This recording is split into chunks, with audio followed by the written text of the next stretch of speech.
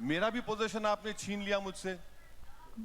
यहां पर आपको इजाजत मिल जाती और मुझे वहां पर नहीं मिलती। अस्सलाम वालेकुम टू ऑल व्यूवर्स, कैसे हैं आप सब। मेरा नाम है जयमानी। अस्सलामुअलैकुम दोस्तों, कैसे हैं आप सब लोग? खैरियत से हैं? स्वागत हो गया आप सब लोग का हमारे चैनल पर। मेरा नाम है असमान कुरैशी, नाम तो सुना ही होगा। तो यार आज की वीडियो बहुत ज़बरदस्त होने वाली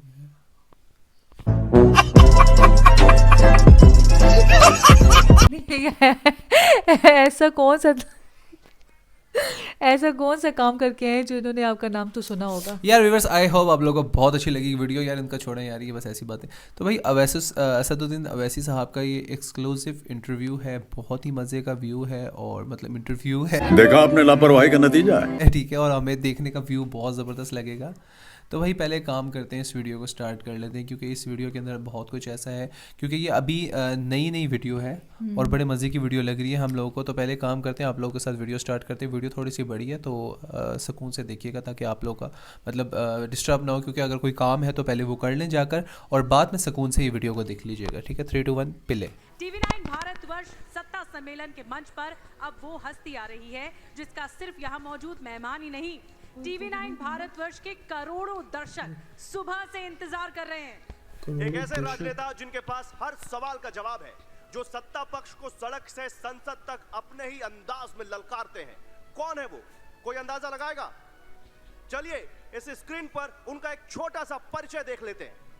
गुनाहगार मैं हूँ क्योंकि मैं तुम्हारी बात करता हूँ, मैं तुम्हारे हक के लिए लड़ता हूँ। कॉलेज के दिनों में क्रिकेट के तेज गेंदबाज रहे असदुद्दीन ओवैसी राजनीति की पिच पर भी बयानों के बाउंसर के लिए मशहूर है। आवाज़ कितने मज़े की है। और जोरदार तालियों से स्वागत करिए देश के लोकसभा सांसद, बेजोड़ वक्ता, AIMIM के चीफ असदुद्दीन ओवैसी का।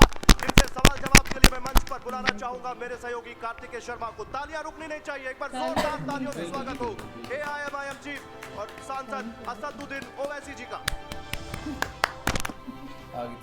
कैसे हैं आप? आपने देखा प्रोग्राम का नाम ऑल इंडिया भाईजान? ऑल इंडिया भाईजान पसंद आया आपको?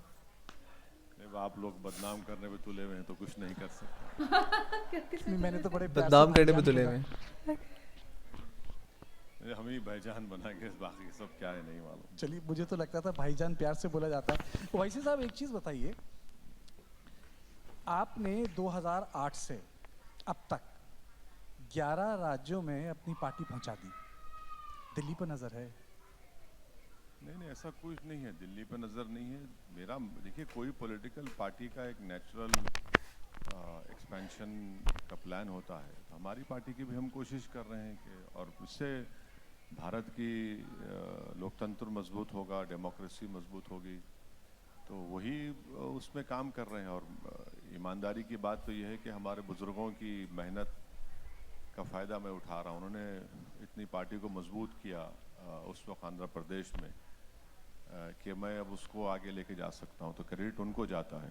पर कुछ लोगों को दर्द भी है इस बात का कि आप मजबूत हो रहे हैं, वो कमज़ोर हो रहे हैं, जहाँ पहुँचते हैं वो सत्ता से दूर हो जाते हैं। तो कंपटीशन है, तो कंपटीशन में सबको मेहनत करना पड़ेगा। कभी मैं नहीं जीतता हूँ, कोई दूसरा जीतता है, तो इसमें तो कोई ताजुब की बात नहीं होनी चाहिए। इसमें सबको मेहनत करना है, काम करना है, आवाम का दिल जीतना है। आपकी फ़ैन फॉलोइंग तो बहुत है, चाहे यहाँ हो, हैदराबाद में हो, कश्मीर में हो, दिल्ली में हो। इसका सीक्रेट क्या है?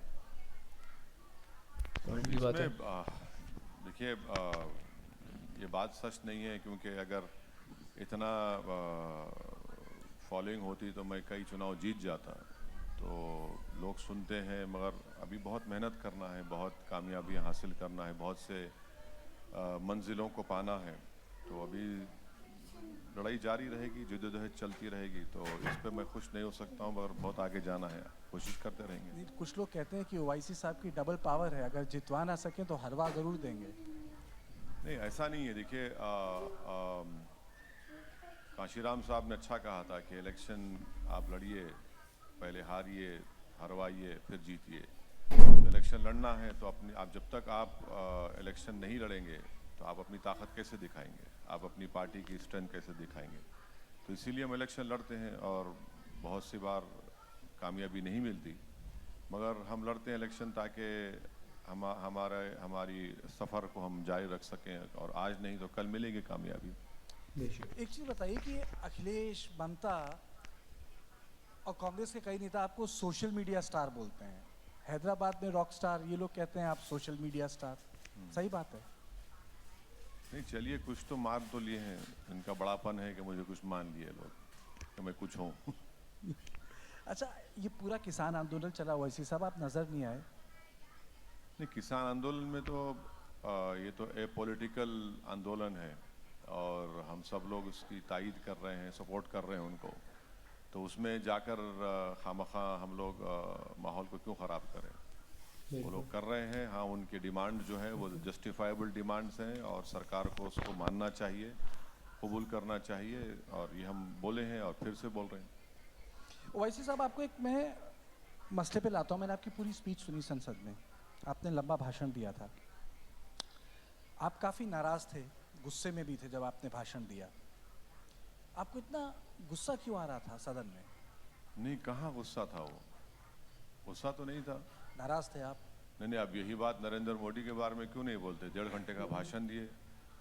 नहीं, वो बात अलग है भाई, आप नाराज़ थे। आपने 8 मिनट बोला तो उसमें गुस्सा कहाँ नजर आएगा? 8 आपने 92 की बात को प्राण प्रतिष्ठा से जोड़ दिया, राम मंदिर वाले। हाँ बिल्कुल, ये फैक्ट है। देखिए, 22 जनवरी की बुनियाद तो 1949 में डाली गई थी, जब जीबी पंत ने मस्जिद के अंदर मूर्तियां रखने की इजाज़त दी।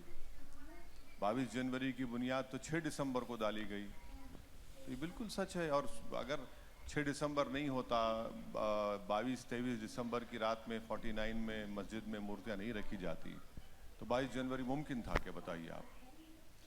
लेकिन ओवैसी साहब, ये जो मंदिर बना है वो तो कोर्ट के आदेश से बना है। हाँ हाँ और बिल्कुल। उसका दूसरा पहलू भी है। नहीं, कोर्ट मस्जिद की जगह भी है। नहीं, कोर्ट इसीलिए तो हमने डिसएग्री किया था सुप्रीम कोर्ट के जजमेंट को, कि सुप्रीम कोर्ट ने ये कहा कि हम आस्था की बुनियाद पर ये फैसला दे रहे हैं, और वही सबसे बड़ा आज प्रॉब्लम बन चुका है और कल भी बनेगा। क्यों? क्योंकि अगर आप आस्था को फैक्टर बनाएंगे तो फिर एविडेंस का क्या होगा। अगर कोर्ट आस्था के फैसले करेगा तो फिर आपकी आस्था मेरी आस्था से बढ़ के कैसे होगी, बताइए आप। वो तो गलत है वो। इसीलिए हम यकीनन, सुप्रीम कोर्ट एपेक्स कोर्ट है, आखिरी कोर्ट है, और जस्टिस जे.एस. वर्मा ने कहा था, सही कहा था, कि supreme court is supreme but not infallible. तो वो फैसला बिल्कुल, जो फैसला आया था वो आस्था की बुनियाद पर था। और जिस बात का मुझे खदशा था, डर था कि ऐसे कई इश्यूज ओपन हो जाएंगे, अब इश्यूज ओपन हो गए। आपका ऑब्जेक्शन किस चीज़ पे है ओवैसी साहब? आपका ऑब्जेक्शन राम मंदिर पे है या उससे जुड़ी आस्था से है? मेरा ऑब्जेक्शन इस बात पर है कि 6 दिसंबर को सुप्रीम कोर्ट को वादा कर वहाँ पर अडवाणी और जितने बीजेपी आरएसएस के नेता थे, उन्होंने सुप्रीम कोर्ट को वादा किया था कि हम मस्जिद को हाथ नहीं लगाएंगे, और मस्जिद को उन्होंने शहीद कर दिया, डिमोलिश कर दिया। और तरफे तमाशा ये है कि किसी एक का भी कन्विक्शन नहीं हुआ उसमें, किसी एक का भी कन्विक्शन नहीं हुआ। अगर जीबी पंत उस वक्त उन मूर्तियों को हटा देते और बोलते कि नहीं ये गलत हुआ है, 145 सीआरपीसी इस्तेमाल कर लेते, तो इशू नहीं बनता। आप बगैर मुस्लिम पक्ष को सुने 86 में ताले खोल दिया आप। तो ये तो एक नाइंसाफ़ी की एक पूरी लिस्ट है। तो यही हम बता रहे हैं, क्यों किसी मंदिर के ऊपर हमारे को गुस्सा होगा। भाई ये मुल्क, जैसा अभी आपने कहा, ये मुल्क की खूबसूरती, इसकी डाइवर्सिटी है, इसका प्लुरलिज्म है। इस देश का कोई मज़हब कभी था नहीं, ना कभी रहेगा। ये देश तो उन लोगों को भी मानता है जो किसी भगवान या अल्लाह को नहीं मानते। तो इस देश को अगर आप एक समुदाय, रिलीजन से जोड़ देंगे तो ये तो संविधान के खिलाफ है। लेकिन असदुद्दीन जी, अगर आप एक बात कह रहे हैं कि एक धर्म दूसरे धर्म से बड़ा नहीं होता, लेकिन आप सांसद हैं, आपने संसद में जब भाषण दिया तो आपने कहा आप राम के सम्मान करते हैं, और दूसरी तरफ आपने बाबरी मस्जिद जिंदाबाद बोला। हाँ, बुरी बात क्या है उसमें? मैंने कहा कि मैं नाथुराम के खिलाफ हूँ। आप खिलाफ नहीं नाथुराम के, सबको होना चाहिए नाथुराम के खिलाफ। और बाबरी मस्जिद जिंदाबाद बोलना गलत बात क्या है? बाबरी मस्जिद को तो मंदिर तोड़कर नहीं बनाया गया, सुप्रीम कोर्ट ने कहा। बिल्कुल सुप्रीम कोर्ट ने कहा कि वहां ये पर पॉइंट की मंदिर बात है, तोड़कर ये नहीं पॉइंट की बनाया बात गया। है। तो ये आर्गुमेंट जो बीजेपी झूठ फैला रही थी कि मंदिर तोड़कर मस्जिद बनाया गया, वो तो सुप्रीम कोर्ट नकार दिया। अच्छा आप बताइए, बीजेपी को राम मंदिर कब याद आया? नहीं, मैं बीजेपी का प्रवक्ता नहीं नहीं नहीं, बता रहा हूँ आपको। पालनपुर का रेजोल्यूशन 1989 में पास किया, उससे पहले तो नहीं हुआ। आरएसएस बनी 1924-25 में, जब उन्होंने बात नहीं की। विश्व हिंदू परिषद बना 1960 में, वो नहीं बात किए।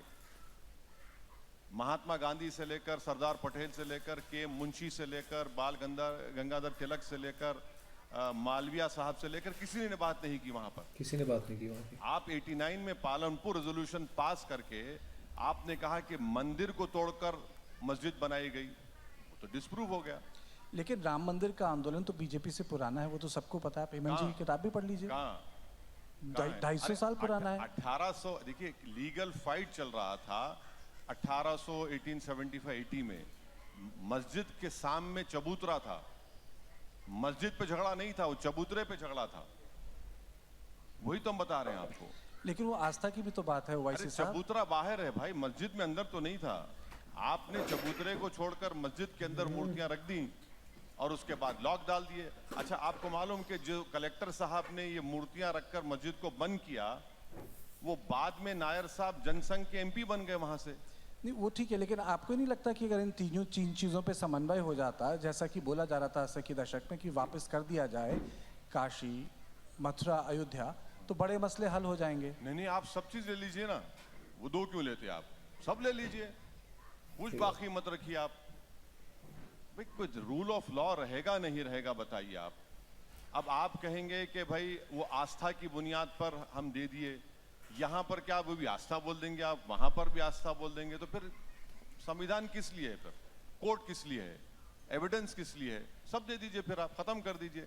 दो पे क्यों रुकते आप? सब ले लीजिए। अच्छा चलिए, आपने संसद में एक मौलाना आमिर अली और बाबा रामचरण दास की बात की थी, आपने कहानी सुनाई थी। मैं चाहूंगा कि यहाँ जो हमारे गेस्ट बैठे हैं, आप वो कहानी यहाँ एक बार सुनाएं, नहीं दोहराएं। देखिए, मौलाना अमीर अली और बाबा रामचरण दास तो हनुमानगढ़ी के बाबा थे।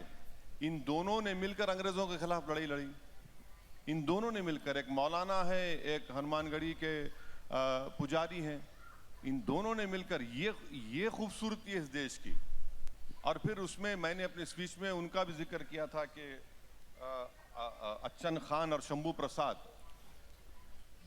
बाबा एक को जला, मुसलमान की लाश को अंग्रेजों ने जला दिया और शंभू प्रसाद साहब की लाश को दफना दिया, और किसी ने जाकर बोला कि हम नहीं चाहिए, नहीं आप वैसे लेंगे। हिंदुस्तान चाहते हैं? हाँ? आप वैसे भाई हिंदुस्तान ये चाहते हैं? मोहब्बत के मज़ाहिरे थे इस देश के लिए, और अंग्रेज़ों ने जो नफरत बीज बोए मुसलमानों में और मेजॉरिटी कम्युनिटी में, जब लड़ाई अंग्रेज़ों से लड़ाई तो मुसलमान और हिंदू सब मिलकर, सिखों ने मिलकर लड़ी थी, ईसाइयों ने मिलकर लड़ी थी, तभी तो मुल्क को आज़ादी मिली।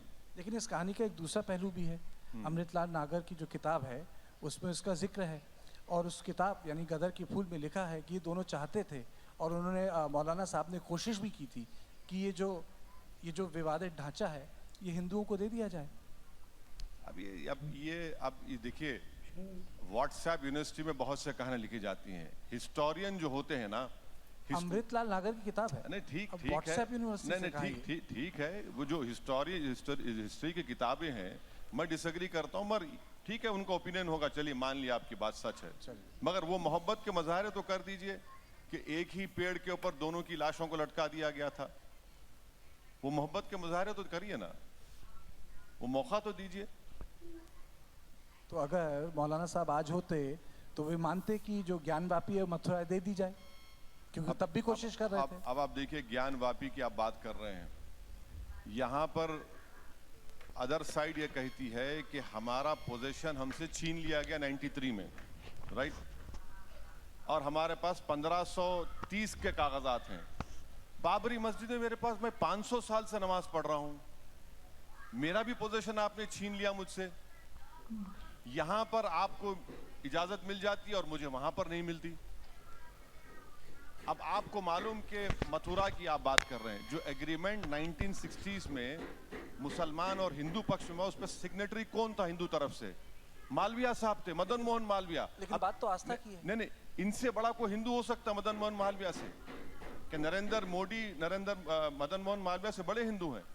एग्रीमेंट साइन होकर मुसलमानों ने 8 एकड़ जमीन दी, 8 एकड़ जमीन दी।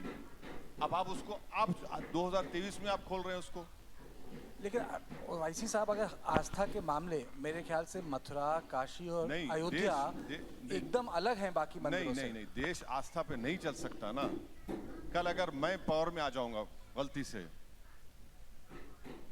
मैं गलती से पावर में आ गया, अभी क्या? भी powerful हैं आप। सुनिए आप, नहीं, अभी भी नहीं, powerful सुनिए, हैं आप। अगर गलती से मैं प्राइम मिनिस्टर बन गया और मेरे पास भी 300 MP आ गए गलती से, मैं ख्वाब में भी नहीं सोचता हूं मगर कह रहा हूं, मैं कहूंगा मेरी आस्था, क्या करेंगे आप? यही तो हम कह रहे हैं ना कि देखिए आस्था पे नहीं चल सकेगा। ये तो हाइपोथेटिकल सवाल है, तो अदालत ने किया है। अरे नहीं, अदालत के पास वही लोग तो गए। आप जब 91 का प्लेसेस ऑफ वर्शिप एक्ट बना दिए, फिर आप ये क्यों कर रहे हैं?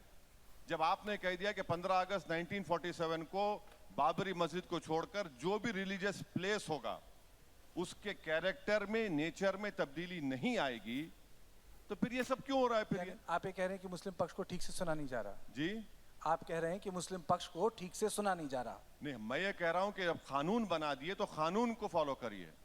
जब सुप्रीम कोर्ट ने बाबरी मस्जिद, राम मंदिर डिस्प्यूट में कह दिया कि places of worship act 91 basic structure से उसका ताल्लुक है और नॉन डिट्रोगेशन का वर्ड इस्तेमाल किया, तो उसको फॉलो करिए ना। ज्ञानवापी पे तो अदालत का कहना है कि उसके दायरे पे नहीं आता है, किसके? कानून के दायरे में नहीं आता है। कैसे नहीं आता है? कैसे भाई वो नहीं तो अदालत ही कह रही हमने है। जब पार्लियामेंट में ये कानून पास कर दिया, सिर्फ इस जगह को छोड़कर, मैं तो वो भी गलत था, इस जगह को छोड़कर सब डिस्टर्ब नहीं करेंगे, तो क्या मतलब है फिर उसका? आप तो लॉयर हैं, बिल्कुल, मैं आप कह तो रहा हूं। लॉयर हैं, लेकिन मुझे एक चीज बताइए, जब आपको अदालत की बात पे ही विश्वास नहीं तो मामला कैसे सुलझेगा? अदालत की बात देखिए, अदालत के फैसले को मानते हैं और डिसएग्री भी करते हैं, वही तो खूबसूरती है जमहूरियत की। जरूरी नहीं है ना, मैं किसी की तौहीन नहीं कर रहा हूँ, मैं कह रहा हूँ कि रेस्पेक्टफुली मैं इस जजमेंट को नहीं मानता हूँ, इसमें कोई गलत बात नहीं है। एक चीज बताइए, ये आपको लग रहा है कि मुस्लिम पक्ष को या तो सलाह ठीक से नहीं मिल रही या अदालतें उनकी बात नहीं सुन रही, आप इतने बड़े बैरिस्टर लॉयर हैं, आप उनको क्यों नहीं सलाह देते? अरे भाई, मुझसे बेहतरीन वकील वहां पर आर्ग्यू कर रहे हैं। पर संभाल रहे हैं, आपकी बात माने अगर तो। प्लेसेस ऑफ वर्शिप एक्ट 91 को सुप्रीम कोर्ट्स नहीं मानेंगे तो फिर कानून का फायदा क्या है? फिर पार्लियामेंट तो कानून बनाएगा ना, कोर्ट तो नहीं बनाएगा। जब पार्लियामेंट ने कानून बना दिया और सुप्रीम कोर्ट ने राम मंदिर बाबरी मस्जिद केस में कह दिया कि प्लेसेस ऑफ वर्शिप एक्ट का ताल्लुक भारत के बेसिक स्ट्रक्चर से है, लफ्ज नॉन डिट्रोगेशन उन्होंने इस्तेमाल किया, तो फिर कोर्ट्स को, तो लोअर कोर्ट्स को फॉलो करनी चाहिए। वैसे जी, लोग ये भी कहते हैं कि आप मामले को सुलझाते नहीं, कई बार भड़का देते हैं। जब ज्ञानवापी का मामला चल रहा था तो आपने वो 6 दिसंबर टाइप बात कह दी। हाँ बिल्कुल बिल्कुल सही है वो। क्यों, क्या 6 भड़काने दिसंबर? नहीं हुआ वैसे जी। क्या आपकी नजर में 6 दिसंबर अच्छा दिन था? नहीं, आपने बोला 6 दिसंबर। नहीं, आपकी नजर में या देश की नजर में 6 दिसंबर अच्छा दिन था क्या? पुराने घाव को भाई, करना अच्छी बात है। सुप्रीम कोर्ट को पुराने घाव को सुप्रीम कोर्ट को वादा करके आपने तोड़ दिया, नहीं हाथ लगाएंगे। अच्छा, हैरत की बात तो घावों को हरा करना अच्छी बात है। देखिए, जख्म जो दिया गया था उस जख्म को याद रखिए, दोबारा जख्म नहीं लगना चाहिए। आप हिस्ट्री से सीखते हैं, हिस्ट्री को रिपीट नहीं होने देते आप। पर ऐसा तो कुछ हुआ ही नहीं उसके बाद। आप बताइए, एक बिल्कुल जबरदस्त बात बोलिए, बिल्कुल जबरदस्त बात बोलिए। मॉब घुस के जिसने तोड़ दिया, मॉब ने तोड़ दिया। तो आप इंतजार करेंगे तोड़ने के लिए? मैं इंतजार नहीं कर रहा, आपने बोला और हो रहा है। मुझे तो विश्वास है यहाँ के लोगों में। देखिए, मस्जिद को कैसे तोड़ा गया? सुप्रीम कोर्ट को बोलकर नहीं तोड़ेंगे, तोड़ दिए। आपको मालूम, दिल्ली में 600 साल पुरानी मस्जिद को बगैर लीगल प्रोसीडिंग्स फॉलो करे आपने तोड़ दिया दिल्ली में। और वो सरकारी था। आप बात कर रहे हैं अनकंट्रोल क्राउड और लोगों की, दोनों अलग चीजें हैं। वो एक सरकारी था। नहीं, वो एक सरकारी था। अब तो आपको मॉब की जरूरत भी नहीं है, गवर्नमेंट खुद तोड़ रही है। ये आरोप है। नहीं, अरे भाई, एक आरोप है, एक एनडीएमसी का एक्ट है। कोई एक्ट नहीं है, कोई एक्ट नहीं। देखिए, और एक अनकंट्रोल मॉब था। अनकंट्रोल मॉब वहां पर आप कौन लेकर गए? मैं TV9 के दफ्तर पर एक मॉब को ला लूं और अदालत फैसला नहीं, सुनिए, हेमंत साहब के ऑफिस को तोड़ दूं नहीं और बोलूं अनकंट्रोल मॉब था? अरे ये क्या बात है? अरे दो अलग चीजें। कानून, अरे कानून तो रहेगा ना मेरे भाई, इसका मतलब देश मॉब से चलेगा? तो फिर आप एल कपून को मना दीजिए प्राइम ज्ञानवापी मिनिस्टर। में अदालत, अयोध्या में अदालत, बाकी जो मसले हैं मथुरा के वो अदालत, मेरा एक ही बेसिक सवाल है, अगर हल्द्वानी में अदालत। सुनिए, आप ही की जबान में, अगर ये मॉब 6 दिसंबर को मस्जिद को नहीं तोड़ता तो कोर्ट का फैसला क्या आता, बताइए मेरे को। ये तो हाइपोथेटिकल बात है। अरे हाइपोथेटिकल बात नहीं है, बिल्कुल जो हुआ ना, आपने फेट अकम्पली कर दिया मेरे लिए। आपको नहीं लगता लोगों की आस्था महत्वपूर्ण है देश में? अरे भाई, आस्था से देश नहीं चलता मेरे दोस्त, संविधान से चलता है। अगर आप आस्था पे चलाएंगे तो फिर आपकी आस्था मेरी आस्था बड़ी कैसी होगी? जरूरी है कानून, संविधान जरूरी है कानून के लिए, पर देश तो हमारी देश में आस्था तो महत्वपूर्ण है। नहीं, आस्था सब है, मगर संविधान पर भरोसा होना चाहिए। अच्छा बताए, प्राण प्रतिष्ठान क्या था? संविधान था, इस देश की आस्था थी, जहाँ इस देश के सारे बड़े लोग मौजूद थे। कौन? प्राण प्रतिष्ठा अयोध्या में। अरे भाई, मैं कह रहा हूं कि अगर 49 में जीबी पंत मूर्तियों को रखने की इजाजत नहीं देते और नायर साहब अपना ईमानदारी से काम करते तो 22 जनवरी होता। और यार बहुत लंबी कन्वर्सेशंस थी, बहुत ज़्यादा मतलब इंटरेस्टिंग बातें थी। और सबसे मज़े वाली बात इनकी इनोसेंस देखें आपने, कि वो कह रहे हैं कि आपके फ़ैन फॉलोइंग इतनी है, आप लोगों को आपको लोग इतना चाहते हैं, तो कश्मीर से, हैदराबाद से, दिल्ली से, अगर पूरा हिंदुस्तान बोला जाए तो शायद वो कम नहीं, मतलब हाँ, वो कम ये नहीं कह रहे हैं होगा, कि बिल्कुल ऐसे आपका इसके बारे में क्या कहना है। उन्होंने तो कहा वो कह रहे हैं कि अगर नहीं। मेरी फ़ैन फॉलोइंग इतनी ज़्यादा हो तो जिस तरह मतलब मुझे सीटें मिल रही है, इस हिसाब से मुझे बहुत ज़्यादा सीटें मिलनी चाहिए। मतलब इतने चुनाव ये जो है ना वो जीत जाते, वो यही कह रहे मैं हैं। व्यूअर्स एक और बात करना चाहता हूँ, इस इंटरव्यू से बहुत सी बातें सामने आई हैं। देखिए, वो कह रहे हैं कि जब आपने कहा है कि बाबरी मस्जिद जिंदाबाद, तो देखिए वो तो कह रहे हैं मैं कहूँगा जिंदाबाद, क्योंकि इसकी वजह ये है क्योंकि देखिए अब बाबरी मस्जिद जो है वो मंदिर तोड़ के तो नहीं बनाई गई थी, ठीक है, ये पॉइंट की बात है, क्योंकि बाबरी मस्जिद तो थी, अब उसके नीचे मतलब अकॉर्डिंग टू हिंदुइज्म जो कह रहे हैं कि इसके नीचे मंदिर था, तो भाई देखें सबसे बड़ी बात तो ये है कि मंदिर को तोड़ के तो नहीं बनाएगी ना मस्जिद तो वो थी, अब मस्जिद को तोड़ के मंदिर बनाया गया, ये बात सबसे बड़ी गलत है जो असदुद्दीन साहब ने अपनी बात आगे रखी है। देखें, सबसे पहले मैं आपको जो एक बात बताना चाहता हूँ कि जो नफ़रतें फैली हैं वो सबसे बड़ी नफ़रतें किसने फैलाई हैं? अंग्रेज़ों ने, ठीक है। आप ये देखें कि जो उन्होंने अपनी स्टोरी बताई है सबके सामने कि यार मैं मोहब्बत चाहता हूँ कि उन्होंने हिंदुओं की लाश को दफना दिया था और मुस्लिम्स की लाश को जला दिया था, ठीक है। तो ये नफ़रतें जो फैली हैं वो नफ़रतें फैली ही अंग्रेज़ों की वजह से, और आज इस कदर फैल गई हैं कि हिंदू जो है वो मुस्लिम्स को देखना भी नहीं चाहते, उनको मतलब उनकी शक्ल देखना भी तसव्वुर नहीं करना चाहते हैं कि वो नफ़रत इतनी फैलाई गई है। हालांकि देखो, अंग्रेज़ों को जो हिंदुस्तान से भगाया गया था वो मुस्लिम, हिंदू, सिख, ईसाई सब ने मिल के भगाया था, ना कि सिर्फ किसी एक पॉलिटिक्स मज़हब की बात करें। बिल्कुल ऐसा ही है कि तीनों ने मिलकर किया था। फिर इतनी मुस्लिम से वो कह रहे हैं नफरत क्यों है? और देखिए मस्जिद में बुत रखना ये कितनी ये देखिए ये सबसे बड़ी बात क्या हुई थी कि जो रातों रात इन्होंने बुत रखे थे मस्जिद के अंदर और बाहर से ताले लगा दिए थे, वो कितनी गलत बात है। आप मुझे ये बताएं कि एक मंदिर के अंदर कुरान शरीफ रखवा दिया जाए या इस तरह के मतलब पोस्टर्स लगा दिया जाए, तो मेरा ख्याल है कि कोई भी हिंदू उस चीज़ को बर्दाश्त नहीं करेगा। तो आप खुद सोचिए। देखिए, मैं सबसे बड़ी बात पता क्या कहना चाहता हूँ कि आप अगर किसी के साथ करें तो शायद आपको मज़ा आ रहा है, लेकिन अगर कोई आपके साथ करेगा तो वो आपको बुरा लगेगा। तो आप इस तरह सोचें ना कि यार हम जो है अगर हमारे साथ ऐसा हो तो हमें कैसा लगेगा, क्योंकि आप किसी के दीन को बुरा कह रहे हैं, किसी के दीन को छेड़ रहे हैं, ये तो देखा जाए तो ये बहुत ही गलत बात है। क्योंकि देखिए, किसी के भी दीन को छेड़ना है, किसी के दीन को बुरा कहना बहुत ही गलत है। जैसे असदुद्दीन साहब की मैं बात से बहुत एग्री करता हूँ। उन्होंने कहा था कि देखिए अगर मेरे से सब कुछ छीन लिया जाएगा, अयोध्या की बात की है, ठीक है, कि वो 2 जगह अगर आप ले रहे हो तो बस सब कुछ ले लो ना, पीछे फिर क्या रह गया? सब कुछ ले लो। अब आप बात करते हो कि यार हमने एक ही मस्जिद को किया, 2 की किया, तो भाई ऐसे ऐसे सबको कर दो, तो फिर हमारी पहचान तो सही बात कहते हैं ना असदुद्दीन साहब कि हमारी पहचान तो बिल्कुल ही ख़त्म हो जाएगी। बिल्कुल। और जो क्वेश्चंस कर रहे थे वो इनको बार बार ये कहते कि आप बहुत आला चीज़ हैं, आप बहुत बड़ी चीज़ हैं, तो ये वो, लेकिन असदुद्दीन साहब की जो बात थी वो ये कह रहे थे कि मैंने भी बहुत कुछ करना है, अभी बहुत मेहनत करनी है, अभी ये नहीं है कि मैं सबसे बड़ी बात देखिए जब इनसे ये पूछा गया कि यार आप पीएम बनना चाहते हैं, तो उन्होंने क्या कहा कि नहीं यार, मुझे इस चीज़ की कोई ख्वाहिश नहीं है कि मैं ये सब पीएम बनने के लिए कर रहा हूं। वहाँ पे खुश हूँ कह रहे हैं, क्योंकि वो भला चाहते हैं, वो ये नहीं चाहते कि मेरा नाम और नाम। और सबसे बड़ी बात कहते हैं आप क्या चाहते हैं कि वो हिंदू, मुस्लिम, सिख, ईसाई सब एक साथ हो जाए, अमन हो जाए। वो कहते हैं मैं यही चाहता हूँ, मैं और कुछ भी नहीं चाहता। और सबसे बड़ी बात देखें, जो हिस्ट्री बनाई है RSS की जमात से लेके फिर कांग्रेस की जमात, मतलब जो शुरू से बातें उन्होंने बताई हैं कि वो कह रहे हैं कि किसी ने भी बाबरी मस्जिद का किस्सा नहीं छोड़ा, ये 90s के दौर के बाद से लेके ये बीजेपी ने जो काम किया और वाकई आज वो उन्होंने करके दिखाया और ये काम वाकई बहुत ख़राब कर दिया। तो अब वो ना बोले तो फिर वो कौन बोलेगा यार? लेकिन अगर ये भी ना बोले तो बहुत चीज़ें ख़राब हो सकती हैं, बहुत खराब तो हो दंगे रही है ना। फसाद हो सकते और होते भी हैं। यकीन जाने कि वो कहते हैं ना ट्रैवल जो कर होते हैं ट्रेन में, तो जिसकी दाढ़ी देखे, जिसका पर्दा देखे, उसको काट डालते हैं। हाँ देखिए, उसको साथ जो जुल्म हो रहा है वहीं पे काट डालते क्या है? हैं। क्यों, पता नहीं क्यों इतना बुरा समझते हैं, इतना ऐसा। हालांकि मुस्लिम ऐसा नहीं है कि वो चाहे कि हम इन्हें काट डालें, मार डालें या ख़त्म कर डालें। तो व्यूअर्स, वीडियो वैसी बहुत लंबी हो गई है। आई होप आप लोगों को वीडियो अच्छी लगी होगी। वीडियो पसंद है लाइक करें, शेयर करें। कुछ कहना चाहते तो कमेंट सेक्शन बिल्कुल खाली है। मिलेंगे इंशाल्लाह नेक्स्ट वीडियो में। बहुत ख्याल रखिएगा। हम दोनों को दीजिए इजाज़त। अल्लाह हाफिज़।